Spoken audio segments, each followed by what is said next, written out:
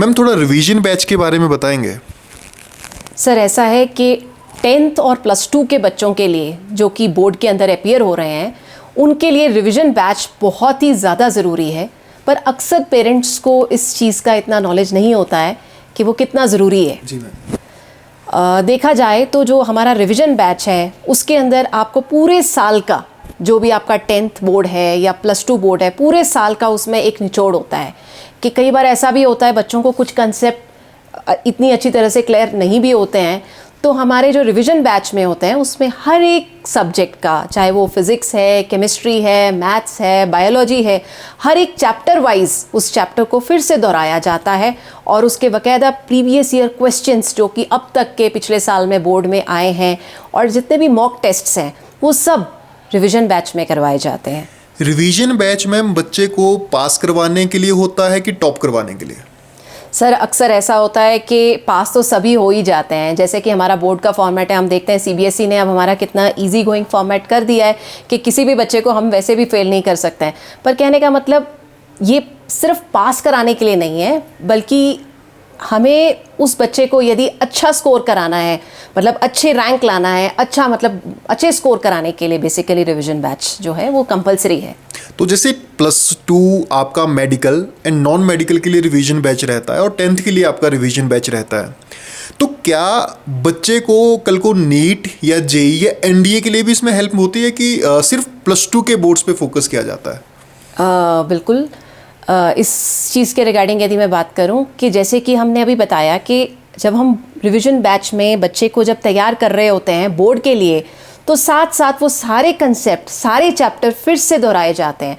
तो वहाँ पे हर एक चैप्टर को पूरे मतलब बेसिक कंसेप्ट के साथ समझाया जाता है, जिससे कि आगे उस बच्चे की कॉम्पिटिशन्स के लिए उसको बहुत मदद मिलती है। यदि वो बच्चा जेई के लिए, तो उसको मैथ्स जैसे सब्जेक्ट के अंदर जो बच्चे अक्सर बहुत जेई के बच्चों के लिए बहुत ही ज़्यादा टफ होता है, तो वो मैथ्स का जो बेसिकली जो टॉपिक है वो बहुत अच्छी तरीके से कराया जाता है। और सेम अगर मैं बात करूँ नीट के लिए, तो बायोलॉजी के स्टूडेंट्स के लिए भी बायो के हर एक टॉपिक को बहुत मतलब आप कहते हैं ना कि फंडामेंटल जो है बच्चों का, वो पूरा एक बेस बनाकर उसको पूरा एक डिटेल में अच्छी तरह से कराया जाता है। मैम देखो, हर गांव में ट्यूशन पढ़ाने वाले हैं, हर सिटी में सेंटर्स हैं, तो अपना सिटी छोड़ के या अपने गांव की ट्यूशन छोड़ के बच्चा मोशन में ही रिवीजन बैच करने क्यों आए? ये भी आपने बहुत अच्छा क्वेश्चन पूछा। इसका जवाब मैं ये बोलूँगी कि मोशन जो है खुद में अपनी फैकल्टी के लिए बहुत मशहूर है। अब यहाँ पे जैसे हमारा जो सेंटर है मोशन शिमला का, यहाँ पे हमारे पास कोई भी फैकल्टी जो है, हमारे पास लोकल फैकल्टी नहीं है। हमारे पास सारी जितनी भी फैकल्टी है वो कोटा से है। और नियर अबाउट अगर मैं बात करूँ तो 8-10 साल से मतलब ज़्यादा एक्सपीरियंस टीचर्स हैं, जिन्होंने अपने लाइफ टाइम के अंदर जितनी भी मतलब इतने साल जितने भी उन्होंने टीचिंग एक्सपीरियंस किया है, उसके अंदर उन्होंने उनके आज पढ़ाए हुए बच्चे इंडिया के टॉप मोस्ट, हम बात करेंगे मेडिकल और इंजीनियरिंग कॉलेजेस में दाखिला ले चुके हैं। तो हमारे पास ऐसी फैकल्टी है। यदि आज हमारा हिमाचल का बच्चा जो कि दूर गांव से या कहीं बहुत दूर जगह से है, यदि वो आज शिमला पढ़ने आता है और ऐसी फैकल्टी से पढ़ता है, तो इससे अच्छी बात क्या हो सकती है हमारे लिए कि कल को हमारा बच्चा जो है वो हमारा मतलब अपने शहर का नाम तो रोशन करेगा ही करेगा, साथ में हमारे लिए भी एक बहुत अच्छी बात रहेगी। मैम एक और क्वेश्चन है, लोकल फैकल्टी और कोटा की फैकल्टी में क्या फ़र्क रहेगा?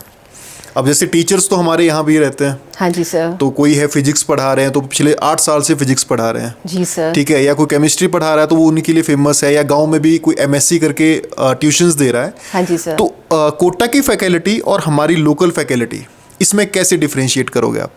सर जहाँ तक मैं अपना ओपिनियन अगर आपसे डिस्कस करूँगी तो ये रहेगा कि हिमाचल जो है, ऐसा मैं बात करूँ बोर्ड के एग्जामिनेशन पॉइंट ऑफ व्यू से, तो बोर्ड में अगर मैं बात करूँ तो बच्चे अच्छा स्कोर करते हैं, काफ़ी अच्छा है, 95% एंड अबव भी बहुत ज़्यादा अच्छा रेशो जाता है बच्चों का, 90% से भी ऊपर जाता है, चाहे वो HP बोर्ड है चाहे वो CBSE बोर्ड है।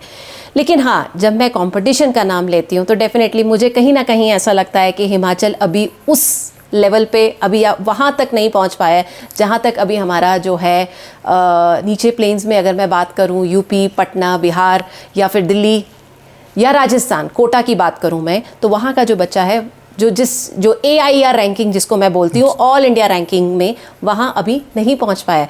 तो उस जगह हमारा अपना सपना है कि हमारा जो प्रदेश का बच्चा है आज उस लेवल पे AIR रैंकिंग में टॉप 100 के अंदर, मैं अगर बात करूं कि वहाँ तक पहुँचे, तो उसके लिए हमने अपनी तरफ से एक प्रयत्न किया है कि हम भी वहीं से वो फैकल्टी लेके आएँ जो वहाँ, जिनसे वहाँ का बच्चा पढ़ रहा है वो हमारे शहर प्रदेश में भी आए और हमारा बच्चा भी उस रैंक पे जाए। बहुत बढ़िया मैम। अब मुझे बताएंगे मैम, जो हमारा रिवीजन बैच है, थोड़ा सा इसको एक्सप्लेन करें कि ये कब से शुरू होने वाला है, कितने दिनों का होगा, या बैचेस की कैपेसिटी क्या रहने वाली है मैम? सर ये जैसा है कि हमारा जो रिवीजन बैच है ये आपका फर्स्ट वीक ऑफ जनवरी में, टेंटेटिव डेट यदि मैं बात करूं तो 2 Jan से ये हमारा स्टार्ट हो जाएगा, जिसकी रजिस्ट्रेशंस आजकल चल रही हैं। ऑनलाइन रजिस्ट्रेशंस मतलब बच्चे करा रहे हैं अभी भी। और बैच की जो अगर मैं कैपेसिटी बताऊं तो नियर अबाउट 30 to 35 के बीच में हमारा रेशो रहेगा 1 बैच का, इससे ज़्यादा नहीं।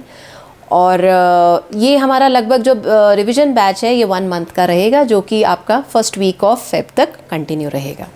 देखो मैम, मोशन के 2 सेंटर रहते हैं, एक घनाटी में रहता है, दूसरा लॉन्गवुड में रहता है। जी सर। तो रिवीजन बैच कहाँ चलने वाला है? घनाटी में चलेगा या फिर यहाँ पे लॉन्गवुड शिमला में? सर हमारे दोनों सेंटर्स रनिंग में है, मतलब जो हमारा शिमला वाला सेंटर है, रिवीजन बैच जो है हमारा दोनों तरफ चलेगा। हमारा घनाटी सेंटर में भी चलेगा और हमारा लॉन्गवुड सेंटर में भी चलेगा। फ़र्क सिर्फ इतना है कि आपका घनाटी सेंटर में हमारा बोर्डिंग के साथ है, और जो हमारा लॉन्गवुड सेंटर है वहाँ पे हमारा बोर्डिंग फैसिलिटी नहीं है, हाँ ट्रांसपोर्ट फैसिलिटी रहेगी। Okay ma'am, thank you so much ma'am अपना टाइम देने के लिए। और रिवीजन बैच ज्वाइन करने के लिए थोड़ा सा नंबर्स वगैरह एक्सप्लेन कर दो मैम आप।